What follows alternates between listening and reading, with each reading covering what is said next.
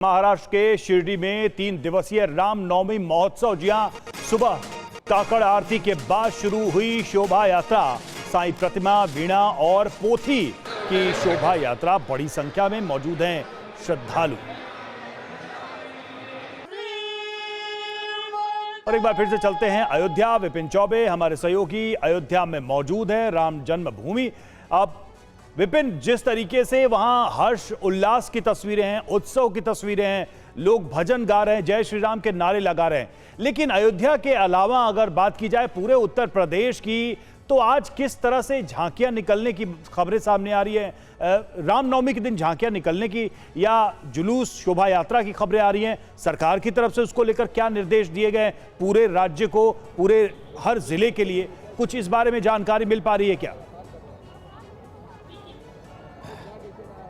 देखिए, मैं अयोध्या के इंतजाम के साथ आपको दिखाने और बताने की कोशिश कर रहा हूं कि अयोध्या के साथ साथ पूरे उत्तर प्रदेश में कैसे इंतजाम है। सबसे पहले बाहर की तरफ चलेंगे, मेरे कैमरा पर्सन आपको सुभाष एक एक तस्वीर दिखाएंगे। और देखिए, ये दृश्य, ये उल्लास, ये व्यवस्था सिर्फ अयोध्या में नहीं है, पूरे उत्तर प्रदेश के हर जिले में ये कहा गया है कि पूरे धूमधाम से इसी तरह से भगवान श्री राम का जन्मोत्सव मनाया जाएगा। और देखिए यहां पर इंतजामात कैसे हैं, एक एक इंतजाम मैं आपको दिखाने की कोशिश करता हूं। सबसे पहले गेट की भव्य तस्वीर जो राम भक्तों का स्वागत करने के लिए बेकरार है। और इसके अलावा धूप, प्रचंड गर्मी ऐसी है कि बाहर निकलने, आप जब निकलेंगे तो ऐसा लगता है कि स्किन छिल जाएगी। लेकिन राम भक्तों के लिए कैसे, नंगे पैर चलने वालों के लिए किस तरह से कालीन बिछाया गया है। सामने आप देखेंगे शुद्ध पेयजल की व्यवस्था है, इस तरह की व्यवस्था, जो पानी पीने की व्यवस्था है। इसके अलावा इस तरह से खुली सड़कों पर जब लोग इसी तरह से भीड़ आएगी तो उनके लिए शेड की व्यवस्था है। और ये व्यवस्था हर शहर में करने को कहा गया है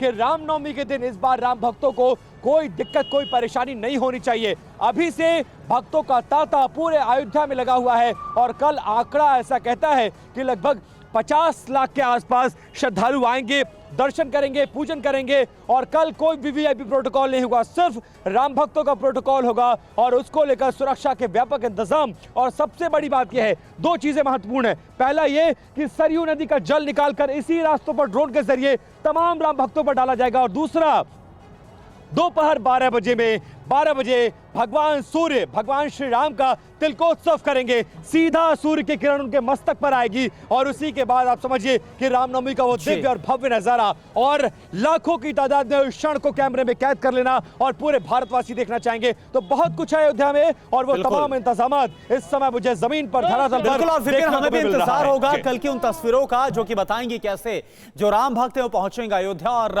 कैसे राम नवमी का जो पर्व है वो मनाया जाएगा।